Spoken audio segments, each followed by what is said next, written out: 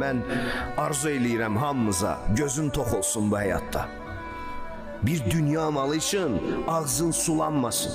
Birinde bir şey gördün mü, sende yoktu diye narahat olma hiç vakti. Değmez vallahi. And olsun Allah'a değmez. Seni nefsin ele gösterir sana.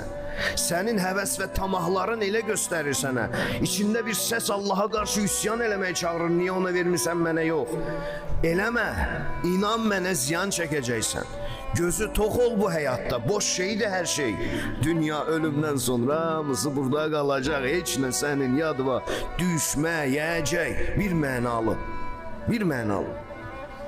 Kim istəyirsə o buna varlılıq deyir hədislərimiz bu bacarığa. Gözü tok olmaq deyir ən varlı insan odur.